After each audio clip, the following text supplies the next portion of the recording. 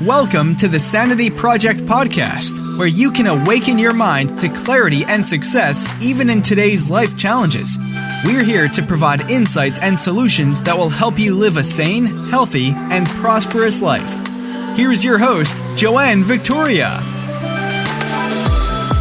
Hello, everybody. This is Joanne Victoria with another amazing episode of the Sanity Project podcast.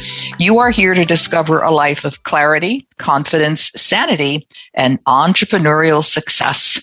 Our guest today is going to help you on your way to entrepreneurial success and maybe a bit of insanity along with the sanity. Her name is Tracy Lamourie, and she is a high-profile international award-winning publicist, the founder and managing director of Lamourie Media, Inc., a Universal Women's Network 2020 Woman of Inspiration winner for the Women in Media, and the author of Get Repped, Build Your Brand with Effective Public and Media Relations. Welcome to the show, Lori.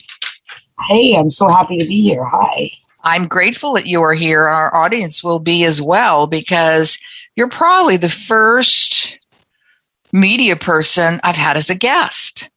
I've got lots to share about how people can break that media barrier. Well, that's what we're going to talk about. So people who are listening, remember I always give this out, pen and paper, please. Take notes, pen and paper. You can always change it to a Word document after and re-listen to the podcast, because I'm sure Lori's going to come up with things that you'll go, I forgot that one. And then you'll just re-listen to her here. But so how can people get recognition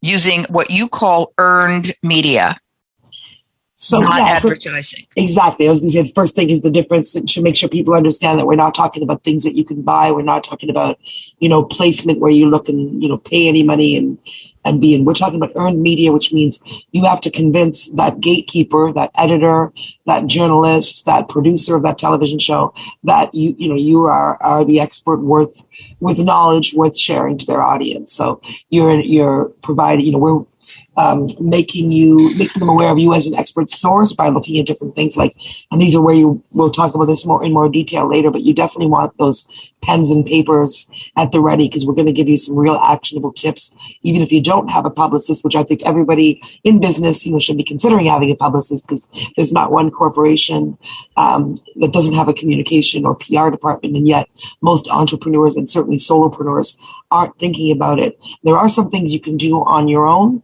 and then, and those are the things I want to sort of give you some understanding of. So when you do them on your own, you can do them well. And then I'm going to give you some direction as to where exactly to go and how to do it that won't even cost you any money.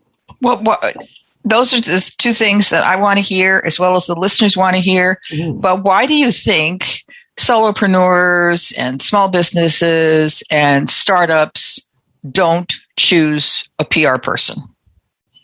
I think they just don't think about it. You think about marketing, you think about advertising, but a lot of people, partly it's because they don't think of themselves as necessarily somebody the media is going to want to interview.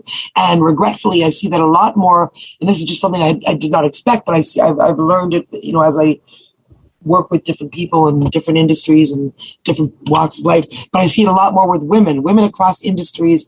I call all my women power women, because I don't take anybody on unless I think they're, but I call everybody, pretty much if you've done some, what I call a power woman, you may not think you're a power woman, but I'll point out to you and to the rest of the world how you are and why you should be listened to.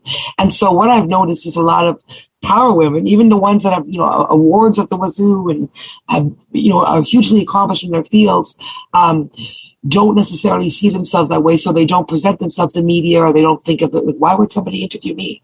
They see the people being interviewed in media or on the award stages as other than them. Well, I'm just a real estate agent. I'm just a whatever. But it's really understanding, like I said, when you really think about it, how nobody, and they're not thinking about it. That's the answer. It's not that they're thinking about it and discounting it. They're just not thinking about it. They're thinking about marketing and branding. And sure, they might think, gee, I'd love to be a thought leader, but they have no idea how to get there. And it's not advertising.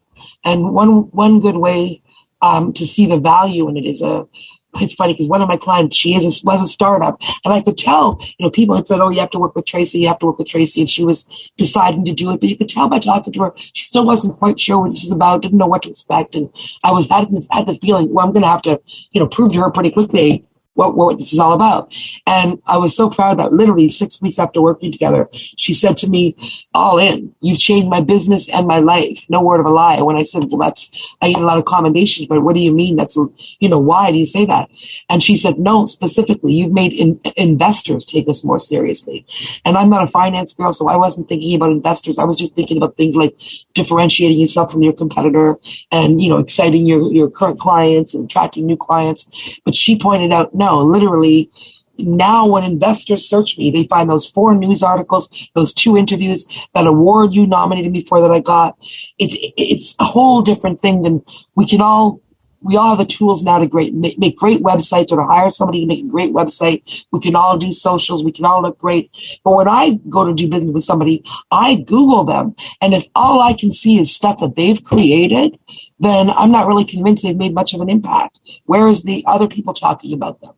And so that's what I do, is build those platforms and build those opportunities so my clients get quoted in everything from, Good Housekeeping, Reader's Digest, Entrepreneur, Forbes, whatever their thing is. They're getting quoted in those big name mainstream media. And then they're also getting profiled in things like, whole profiles of them in Authority, Thrive Global, HuffPost. And then they're getting, we're looking at the podcast world. We're looking at the radio, TV, and just going wide. There's no such thing as, you're just a little guy working in this little area, so we're just talking to local media. No, we're pitching and getting international attention for, all of our clients across industries.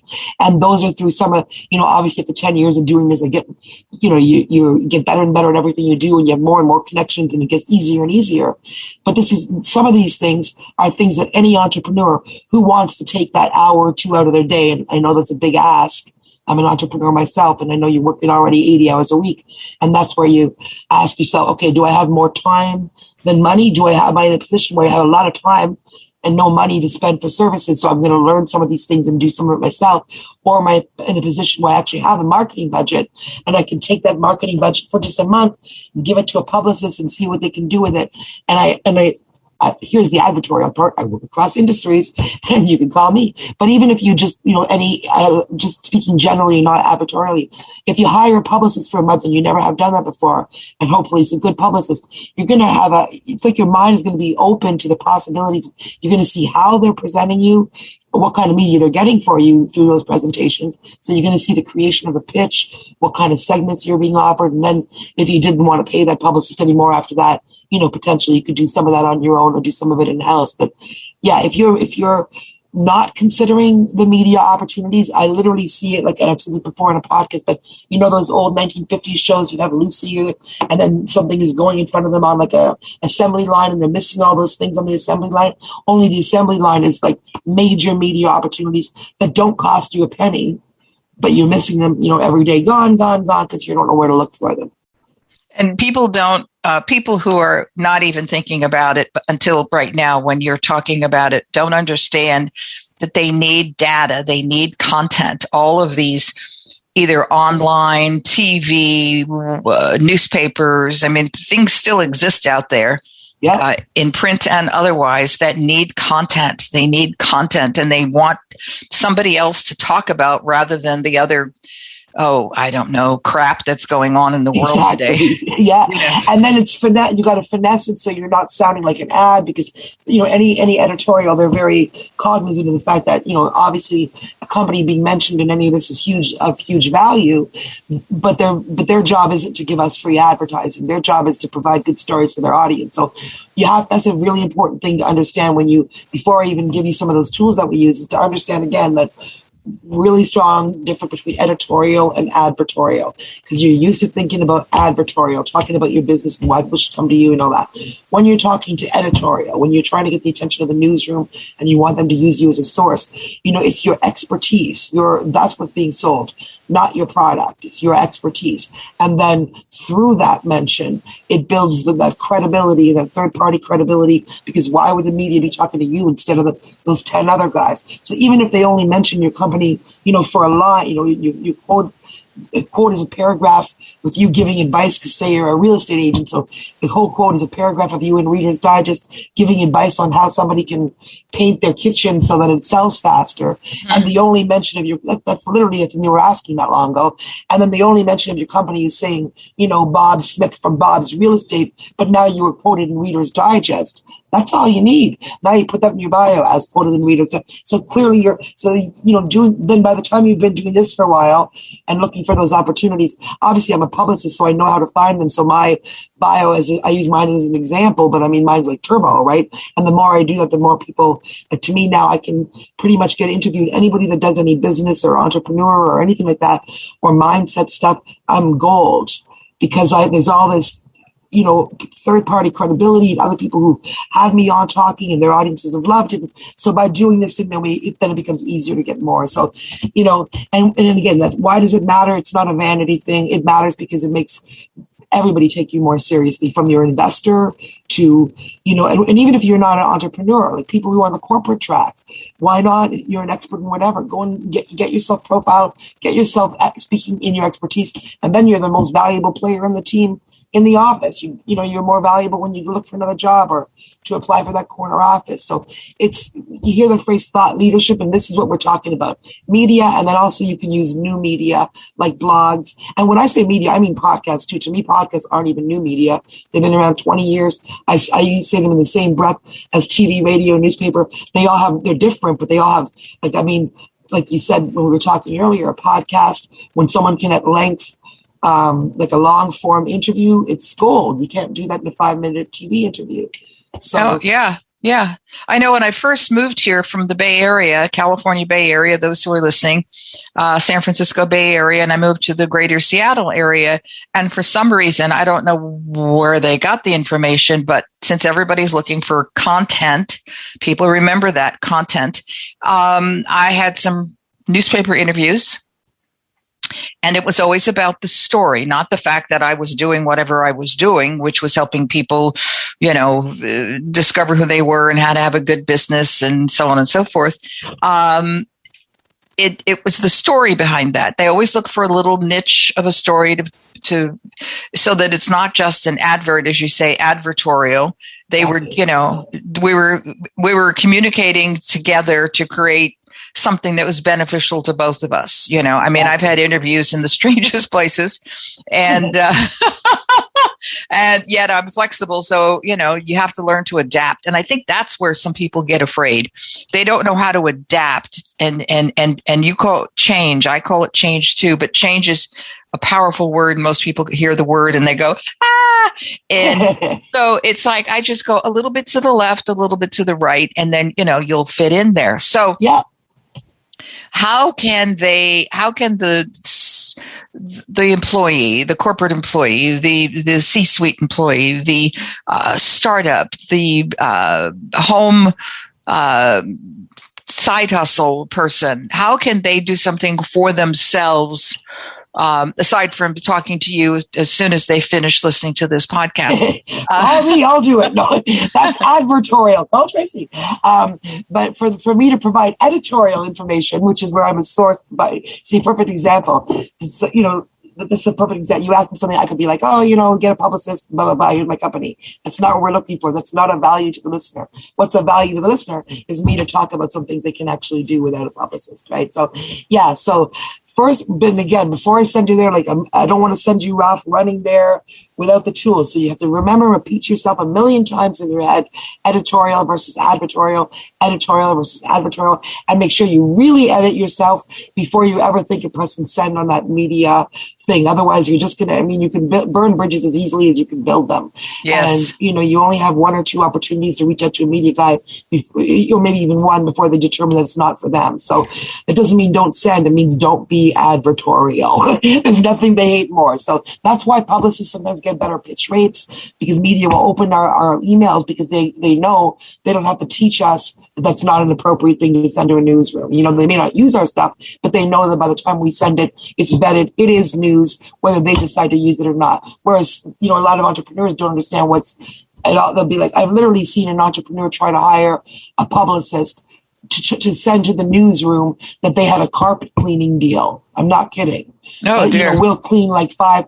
I was like, okay, that's like a really bad example. But honestly, that was a little local entrepreneur who didn't understand what a press release was, at all. So you're never sending something about how your business is great, or you might be like the business is, partnering with another business or whatever. But even a lot of those things that you're doing, you're sending them to the newsroom without necessarily thinking they're going to do a media release. So when you're actually looking for something as a strong media release, make sure you're telling the story well. Anyway, don't even start doing a press release yet. That's stage 2. Right now, all I want you to do is get pen and paper and go to a couple of sites that are free. One is called Haro, Help a Reporter Out. .net. If you search, we just call it Haro, but let me just search. It is, I think it's just HARO.com or .org. Or, yeah. But no, if you Google it, no, it's actually helpareporter.com. Sure. You won't find it on here. I've done that before, so I wanted to double check. But we call it Haro, but it's helpareporter.com. Or things like Source Bottle in Australia is similar. Help Reporter, you sign up with a list. They give you a list every day. Source Bottle, you go and click on. But basically what you find there, and most entrepreneurs don't know this, us media people do, but literally every single day you'll see 300 or more divided by 3, 100 per email 3 times a day. Media requests from almost anything you can think of, from NBC TV to Oprah to literally Martha Stewart Living. These are, Financial Post, everything. Just using that alone, I myself have got my clients in Reader's Digest, Good Housekeeping, New Yorker, New York Times, Oprah.com, The List, a whole bunch I can't even remember. And that's just where, so you don't have to think of a story or press release. You're just literally going and reading, with a deadline of, 2 o'clock, mm-hmm. Forbes magazine is looking to speak to entrepreneurs who can talk about how they've been affected by COVID, or entrepreneurs who can talk about mindset, or entrepreneur. Like literally, if you look at that for a day or 2 days, you are absolutely going to find things you qualify for. So that's going to open your mind a little to realize, media does have an appetite for me. And it's funny because I've used examples like saying, I don't care if you do lawn care or clean the dishes at a hotel. And then I have actually seen media requests. Recently, I've seen like probably 50 for lawn care. So no matter what it is you think you do and you think, how could I get in Reader's Digest to talk about that? There are stories, being planned. Someone is going to be in them being quoted. How do you think they find those people when you read in the paper? Oh, Jane in Arkansas puts her bet, whatever it is. That's how a lot of times they find these sources. So every single day, reporters are using the internet to reach out to people they don't know and to get quotes from people they don't know. And so it's literally free services. All you have to do to go in there is, here's some tips to making it work for you though, is going in there. Number one, don't write a long essay. They're writing the article. You don't need to write the article. And this is what I have to make clear to my clients. Don't get stressed out about it. You're not writing a big essay. They just want to know your perspective. So think about it. If somebody asks you, you're writing that answer. A paragraph or 2 normally, and that's it. If they want more, they'll tell you they want more. So you don't overthink it. Don't wait 3 days. Do not wait till the deadline and say, the deadline is an hour from now, so I still have time. Sure, you have time. It won't get cut off from the system. But chances are, unless the reporter's gathering a whole bunch of, articles to write later, they probably already got, they put a 3-day deadline. By the 3rd day, if you waited and, worried about it and decided over every word, by the 3rd day, they've written the article. They're not going to go back and change their article because you had a great answer. Yeah, and right? Don't take yourself too seriously, people, when you're on Haro. I've been on Haro, for a while. I was there a long time because you get so much data, right? So much. It's exhausting. Right. It needs its That's own. why a publicist can help you talk through all that too. Yeah. Right. But when you're right, they ask a question, give them the answer that they want. Don't give them what you think they should be listening to. Exactly. If they say, what color is the sky? Don't say, well, sometimes it's gray. Don't say, just say blue. Just make it easy, because these people these men and women who are looking to fill in the blank, they're on a deadline. Right. They're telling you what they need. Give it to them. And it's free. And it's free. Yeah. And it's free. Yeah. And there's a couple of others, but I can't remember what they are. But I'll tell you. So one of them is Source Bottle, which is Australian, but about 30% is international. Or no, about 40% of it is international. So that's Source Bottle, all one word. That's just a thing you go and you look every day. They don't send you emails.